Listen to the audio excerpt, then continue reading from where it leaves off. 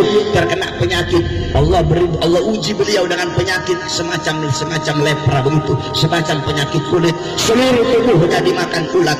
Sampai dalam riwayat kalau beliau Nabi Ayub mau sholat, itu sebelum sholat diangkat dulu itu ulat, ditaruh, nanti habis beliau sholat baru diangkat lagi itu ulat, ditaruh lagi di anggota tubuh beliau. Apa doa Nabi Allah Ayub? Ya Allah, aku ridha, aku rela seluruh anggota tubuhku dimakan oleh ulat kecuali dua, jangan sampai dimakan ulat, lidahku dan hatiku. Ya Allah, lidahku untuk berpikir menyebut namamu, hatiku untuk selalu mengingatmu. Ya Allah, Allah sembuhkan beliau dari penyakit tersebut pada hari Asyura atau 10 Muharram.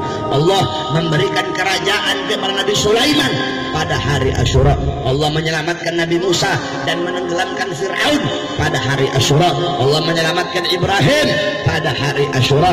Allah subhanahu wa ta'ala pertama kali menurunkan hujan dari langit ke bumi pada hari Asyura. Allah menciptakan Arsy pada hari Asyura. Allah menciptakan Lauhul Mahfuz pada hari Asyura. Dan juga pada hari Asyura terbunuh cucunya Nabi Muhammad sallallahu alaihi wasallam, Sayyidina Husain radhiyallahu an.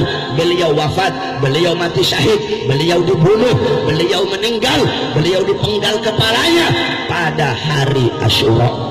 Ketika itu beliau berperang, nama perangnya adalah perang Karbala.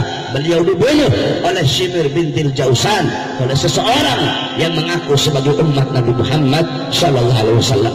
Dulu Nabi Muhammad selalu mencium Sayyidina Hasan di mulut. Sayyidina Hasan cucunya Nabi, beliau cium di mulut. Sayyidina Husain cucunya yang paling kecil dicium di leher.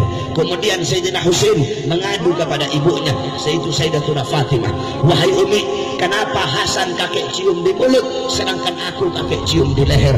Apa? Kemudian ibunya beliau yaitu Sayyidatuna Fatimah mengadu kepada ayahnya yaitu Rasulullah, ya Rasulullah, wahai ayahku, kenapa Hasan kau cium di mulut sedangkan Husain kau cium di leher? Ketika mendengar itu Rasulullah berkata, aku cium Hasan di mulut karena Hasan wafat melalui mulut, Hasan nanti meninggalnya melalui mulut. Apa? Yaitu beliau akan diracun, saudara-saudara. Sedangkan Husain, aku cium Husain di leher, aku cium di leher Husain karena nanti Husain akan wafat melalui leher, yaitu nanti Husain akan disembelih lehernya.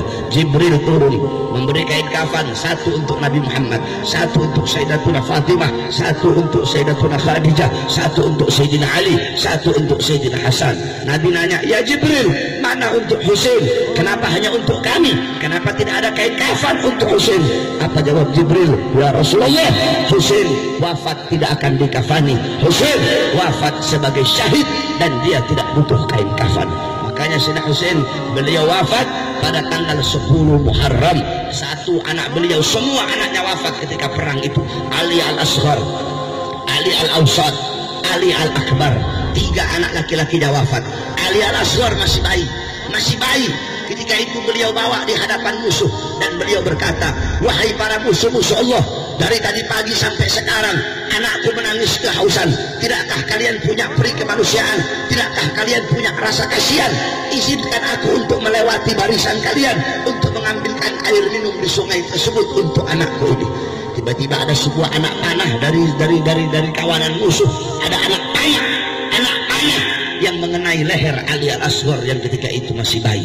Satu-satunya anak beliau yang hidup ketika itu adalah Al-Imam Ali Zainal Abidin, Sayyidina Ali Zainal Abidin, yang ketika itu beliau masih sakit. Beliau sakit, itu pun beliau maksa pengen ikut perang, ditahan oleh bibinya yaitu Sayyidatuna Zainab. Apa kata Sayyidatuna Zainab? Wahai Ali, jangan kau ikut perang. Biar wahai bibi, aku ingin ikut perang. Biarkan tangan kananku megang tongkat, tangan kiriku memegang pedang. Apa kata bibinya beliau Sayyidah Zainab? Kalau engkau ikut perang, kemudian engkau mati, kemudian engkau terbunuh, tidak akan ada lagi tersisa anak cucunya Nabi Muhammad sallallahu alaihi wasallam. Jadi Sayyidina Ali Zainal Abidin, beliau adalah satu-satunya cucunya Nabi yang tersisa. Semua habaib yang ada di dunia, nasabnya, garis keturunannya bersambung kepada Sayyidina Ali Zainal Abidin yang dari jalur Sayyidina Husain.